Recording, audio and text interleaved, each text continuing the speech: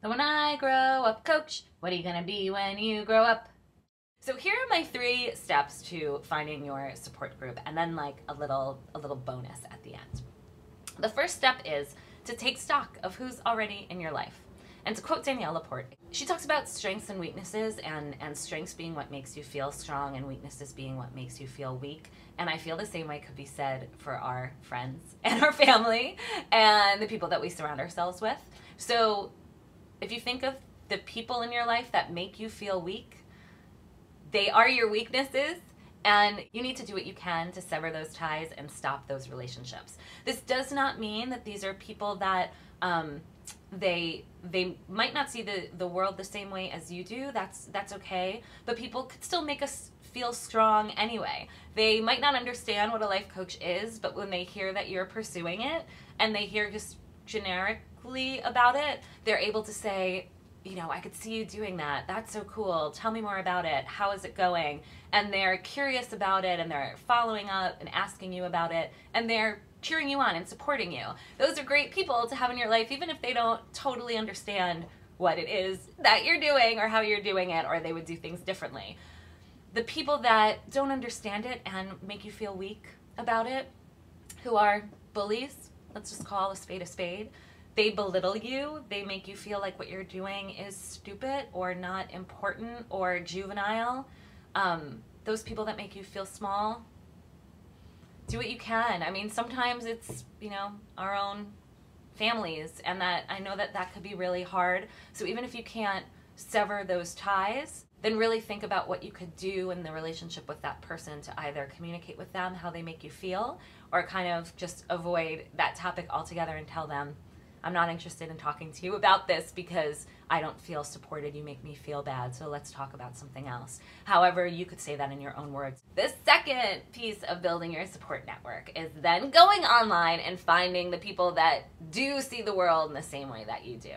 There's so many different ways to connect right now and find your tribe, find your people that either have similar goals as you or just, again, see the world the same way and kind of speak the same language. So, for example, if you want to be a full-time artist or you are a full-time artist, I'm not sure if she's running it right now, but April Bowles-Olin has a wonderful membership site called Artrepreneur. And Artrepreneur would be a great place to find that community and people that have similar goals.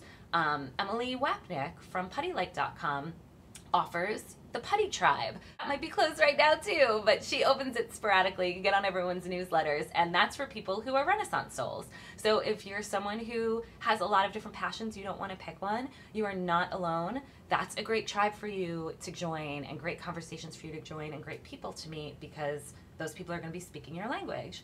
And my clubhouse, yay, I love my clubhouse, are full of people, creative types who are trying to find their way through various career transitions. So either not knowing what they want to be when they grow up, or knowing it and now how am I doing it, or I'm doing it but it's not going the way I want it to. I want it to grow and be better and fit me more. That's where, you know, those people are hanging out.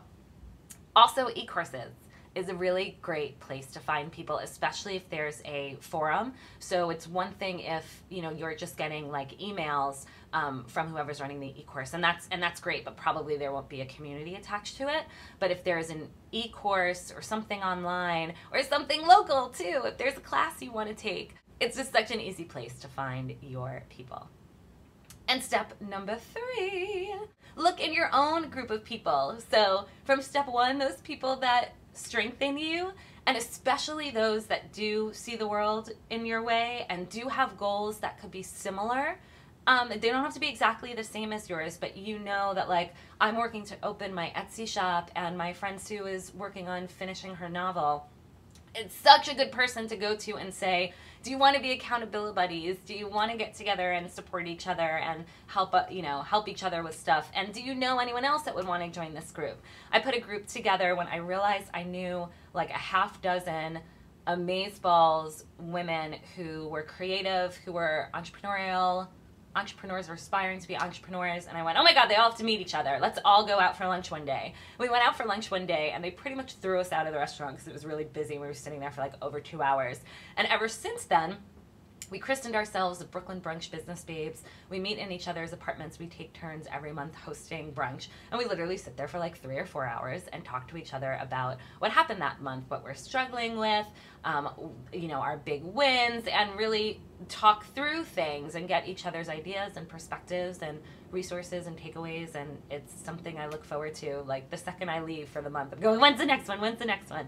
And I'm immediately looking forward to it. So it's really so exciting. And if you don't have all of those people to put together, again, just one person, it's all where it starts. So you might start with one person and then soon know someone else, and that person brings someone else. It could be as big or as small of a group as you want. And then my bonus tip, you can't get a support group without asking for support. So do not be afraid to say to someone, can I have your help on this? Or if someone asks you for help, say yes. We can't be supported unless we ask for it. So if someone offers to help you, please say yes. Don't discount it. Don't say, no, that's okay. I don't want to bother you. They're asking to help you. You have to take them up on it and in a way that's going to serve you, and vice versa. When you need help with something and you know that your friend Sue is the person that you could pick their brain about getting published, I've yet to have an experience where I ask someone, hey, you've already done this information, or you've had this experience, could you share this with me? And have them like be so adamantly against it that I'm scarred for life. They might say no, but normally they're so thrilled that you want to tap into what they already know and you're kind of considering them an expert on something. People are flattered and they want to help. So you can't have a support group without the support. So ask for it, accept it. That's what I'm practicing this month, and I hope that that helps you too. And if I could support you in any way, leave something in the comments. And I might not get back to them in a while because I'm busy being supported through my recovery. But I will see things as they come in, and I will respond as soon as I can, and I would love to support you guys in whatever way I can.